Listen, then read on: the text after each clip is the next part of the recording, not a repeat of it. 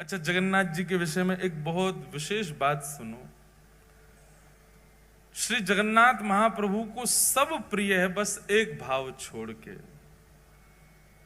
जब कोई उनका स्मरण करके या उनके सन्मुख जाकर के स्वयं को अनाथ कहे, महाप्रभु जी को बहुत विकलता होती है जब कोई स्वयं को अनाथ माने। कभी भी जीवन में स्वयं के प्रति अनाथ की भावना लगती हो, महाप्रभु जगन्नाथ जी का स्मरण करो, सबके नाथ हैं। विश्व प्रसिद्ध रथ यात्रा। अब जगन्नाथ जी प्रकट कैसे हुए, जगन्नाथ जी का रूप क्या है, बहुत विस्तृत कथा है, वो हम सुनेंगे कल। क्योंकि पूर्व से द्वारिका लीला से पूरी कथा शुरू होती है, कईयों को शायद पता भी होगी। पूर्व में श्री जगन्नाथ जी ने ब्रजवासियों की कथा रोहिणी मैया से सुनी, तब से वो रूप प्रकट हुआ, उसकी पूरी कथा। फिर इंद्रद्युम्न पर कृपा करके ठाकुर जी कैसे पधारे, नील माधव रूप से कैसे जगन्नाथ बने, बहुत विस्तृत भाव है, उसको हम कल स्वच्छंद रूप से कहेंगे। अभी बस इतना सुना देते हैं कि महाप्रभु श्री जगन्नाथ जी की रथ यात्रा कैसे होती है। सबसे ज्यादा विश्व में लोग श्री जगन्नाथ जी को जानते ही रथ यात्रा से। ऐसे भक्त वत्सल हैं श्री जगन्नाथ जी। इंद्रद्युम्न राजा, जिस पर कृपा करने के लिए श्री जगन्नाथ जी ने यह रूप धारण किया, वे इंद्रद्युम्न राजा नित्य श्री जगन्नाथ जी की सेवा करते हैं और ऐसे एकमात्र राजा हुए जिन्होंने जगन्नाथ प्रभु का मंदिर निर्माण कराते ही अपनी राज पदवी का त्याग कर दिया। राजा रहकर के हम जगन्नाथ जी की सेवा नहीं कर सकते, दास बन गए श्री जगन्नाथ जी के लिए। हमारे ब्रज के उपासक भी कहते हैं, कनक कूट को टिक लग तजिए भजिए कुंवर कन्हैया। जब तक चित्त में त्याग नहीं आएगा तब तक ठाकुर जी के साधक नहीं बन सकते आप। कोई व्यक्ति चाहे कि मैं सब स्थितियों में रहता हुआ भक्त भी बन जाऊं तो नहीं बन सकता, उसको त्याग तो करना पड़ेगा। अपने सुख का, अपने समृद्धियों का, अपने भाव का, अपने प्रेम का, अपने ऐशो आराम का कहीं ना कहीं तो त्याग वैष्णव को करना पड़ता है। वैष्णव भक्तों को देखो, वो त्यागी से ही दिखते हैं। रात में भले 1 बज जाए, सुबह 4 बजे उठ जाएंगे, क्यों? त्याग है। कितने वो अच्छे वस्त्र दे दो लेकिन फिर भी सामान्य वस्त्र पहनेंगे, क्यों? त्याग है। कितना भी अच्छा श्रृंगार कर लें, श्रृंगार करके फिर तिलक जरूर लगा लेंगे, क्यों? त्याग है। त्याग भक्त को करना ही पड़ता है। तो इंद्रद्युम्न राजा ने अपनी राज पदवी का त्याग कर दिया। और इंद्रद्युम्न अकेले भक्त नहीं, उनकी पत्नी गुंडीचा, जिनका नाम, वो भी परम भक्ता थी श्री जगन्नाथ जी की। तो इंद्रद्युम्न राजा नित्य अपनी पत्नी के साथ जाते और पूरे जगन्नाथ मंदिर में झाड़ू सोहनी करते अपने आप ही। बहुत ध्यान से सुनना। ठाकुर जी को इंद्रद्युम्न राजा का त्याग, समर्पण और ये प्रेम इतना भा गया, इतना भा गया, महाप्रभु श्री जगन्नाथ जी प्रकट हो गए और प्रकट होकर के बोले, इंद्रद्युम्न, हमारा एक ही हृदय है, तुम कितनी बार उसको अपना मुरीद बनाओगे, कितनी बार उसको प्रसन्न करोगे। व्यक्ति का स्वभाव होता है कि वो एक बार सामने वाले को प्रसन्न कर देता है, सामने वाला प्रसन्न हो जाए तो बस फिर शांत सा रहता है। लेकिन तुम बार बार ऐसी लीला करते हो कि हमको प्रसन्न होना ही पड़ता है। तुमने राज पदवी का त्याग कर दिया, अब तुम अपनी पत्नी सहित पूरे मंदिर की सेवा करते हो, कोई भी कार्य छोटा बड़ा नहीं समझते। पत्नी पुष्पमाला का श्रृंगार बनाती है, नित्य हमको धारण कराती है। हम तुम्हारी सेवा से बहुत प्रसन्न हैं, कुछ वरदान मांग लो। इंद्रद्युम्न राजा कहते हैं, बोले भगवान, जहां साक्षात आप आ गए मेरे पास में और ये सेवा का सौभाग्य मुझे दे रहे हैं, इसके बाद आपसे, आपके द्वारा ये कहना कि कुछ मांग लो, मेरे चित्त में संशय प्रकट कर रहा है कि कहीं आप मुझसे पीछा तो नहीं छुड़ाना चाह रहे। जब आप मिल ही गए हो मुझे तो नाथ और मैं क्या मांगू आपसे। जगन्नाथ प्रभु बोले, नहीं इंद्रद्युम्न, हम बहुत प्रसन्न हैं तुमसे, कुछ मांगो।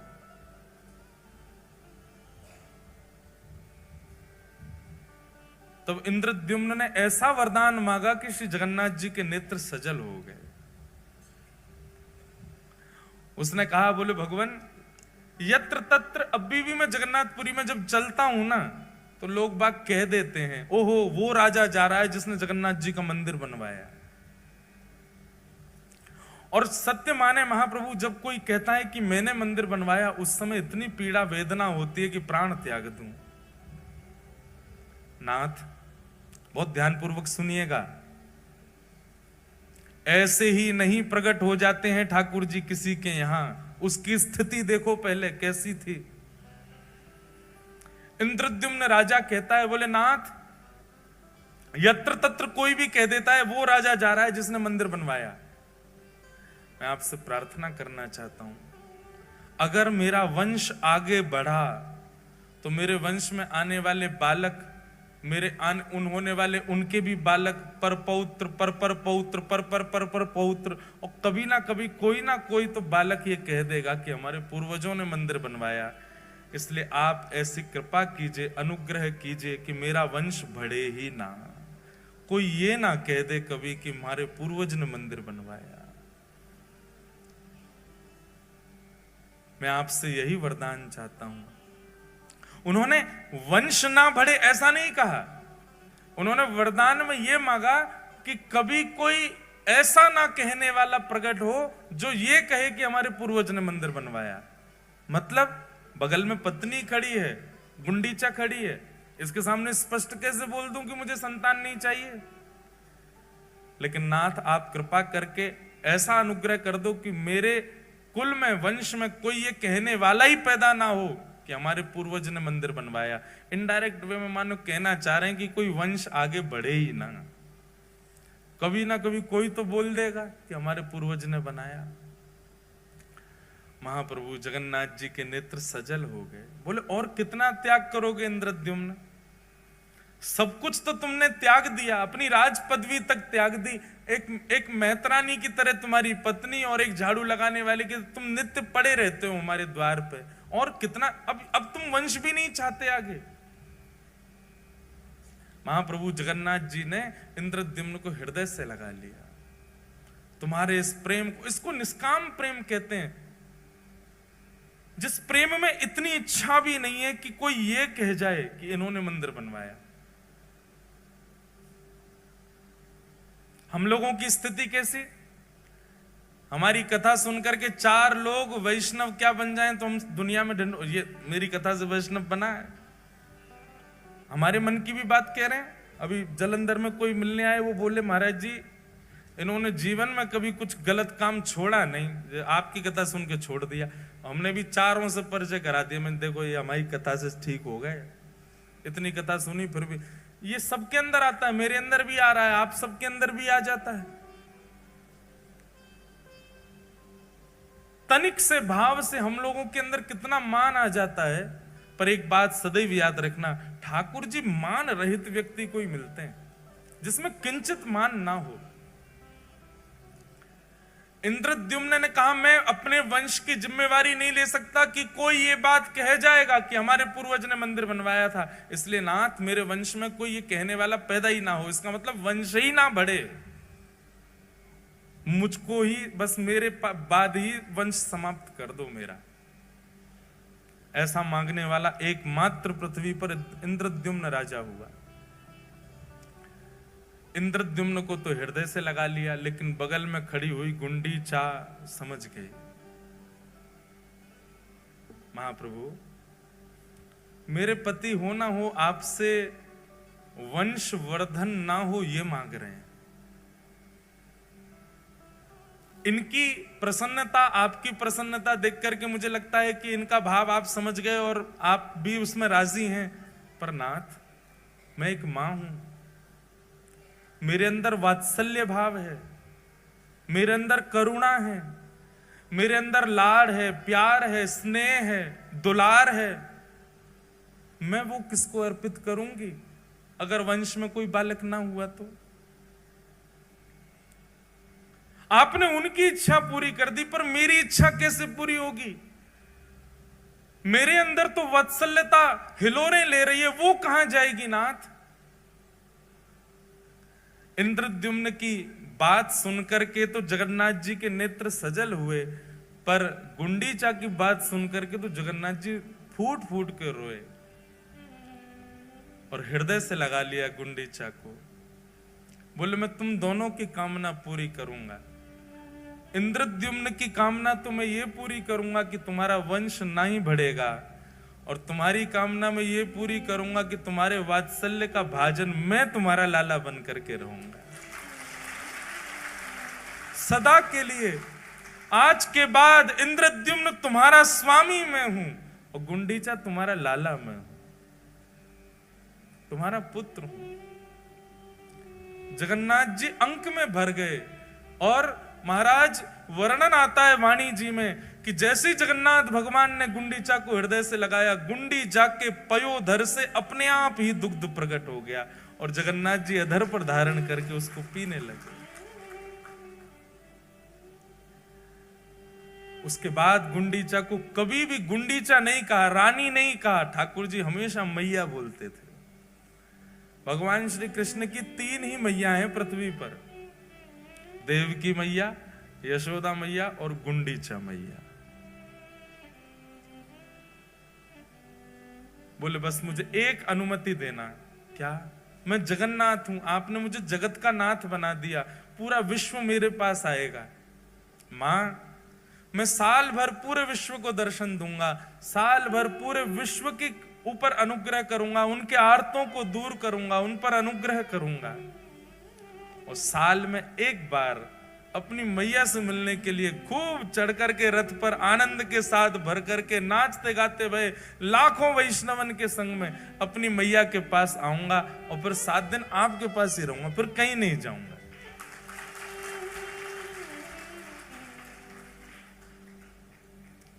गुंडीचा प्रसन्न हो गई और जगन्नाथ प्रभु को एक बालक की तरह पुचकारने लगी, एक बालक की तरह आशीष देने लगी।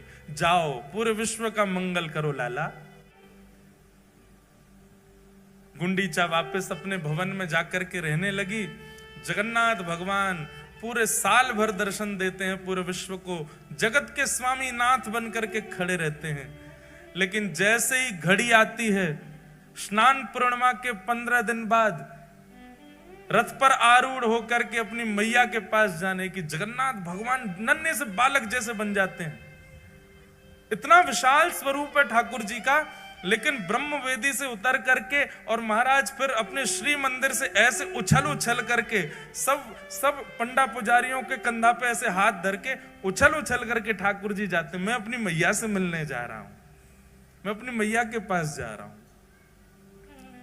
पंडा पुजारी बोलते हैं कि कई बार तो श्री जगन्नाथ भगवान इतने आनंद में भर जाते हैं कि यूं पड़ जाते हैं, नीचे 2-4 पंडा दब जाते हैं ठाकुर जी के,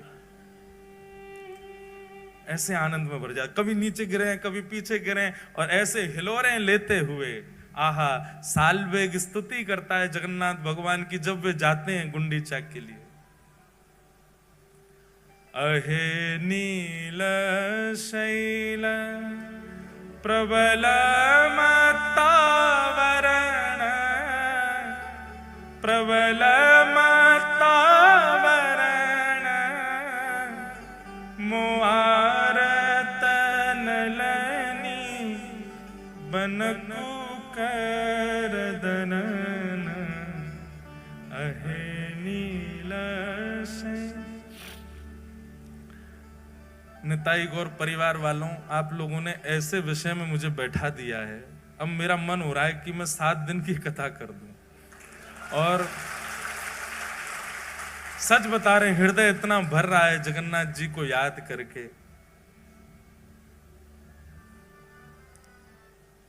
अद्भुत नाथ है।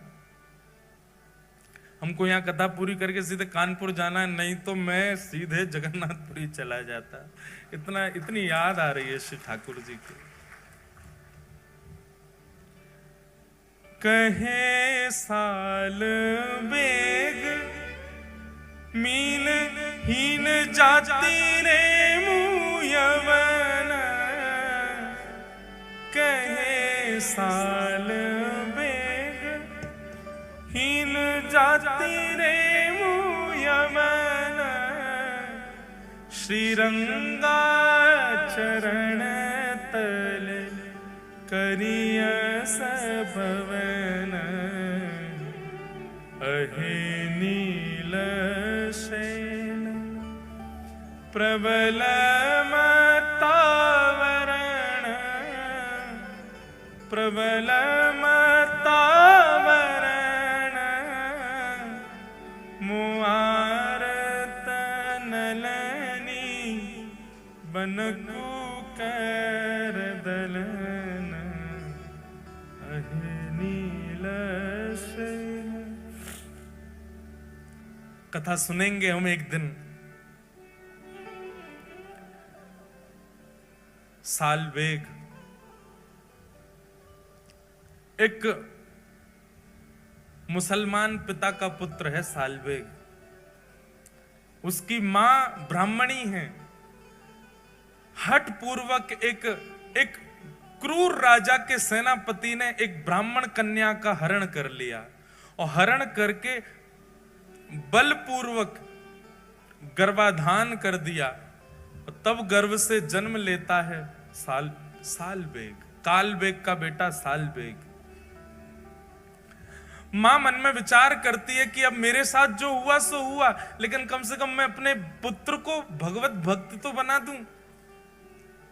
अपने पति से छुपा छुपा करके श्री जगन्नाथ जी की मधुर रस चर्चा कथा सुनाती है।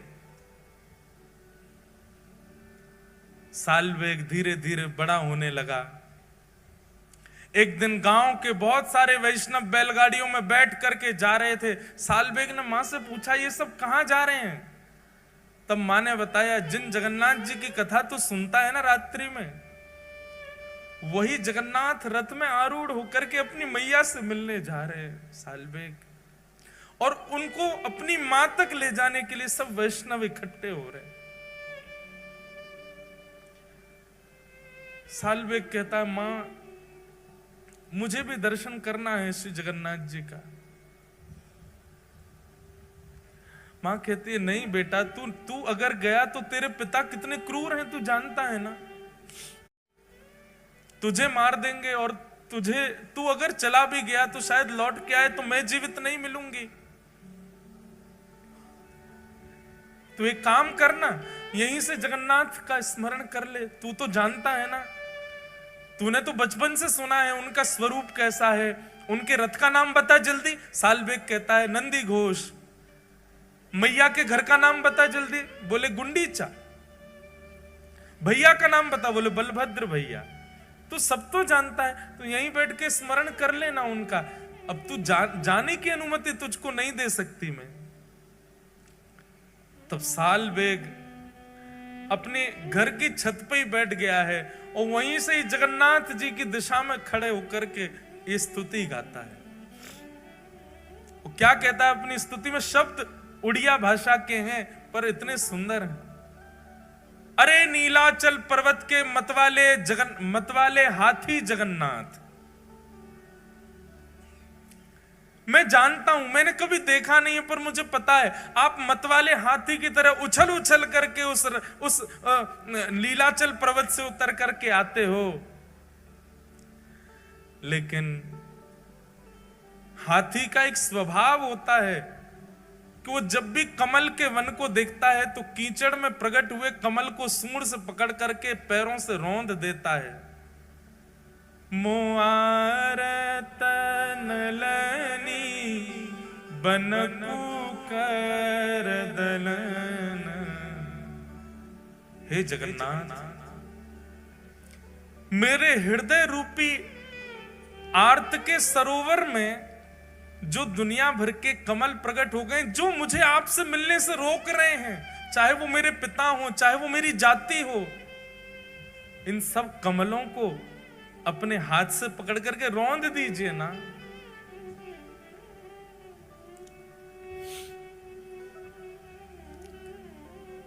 गजराज चिंता कल थाई घोर जलेन गजराज।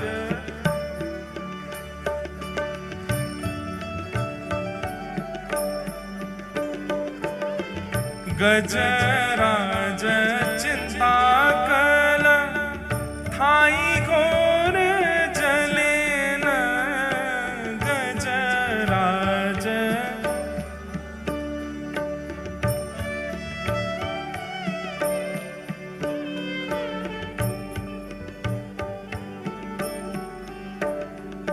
अहे नील शैल, भैया जल्दी खोलो सब, और साल्वेग की स्तुति सब मेरे साथ गाओ। उड़िया में मत खोल लेना, नहीं तो समझ में नहीं आएगा। अहे नील शैल,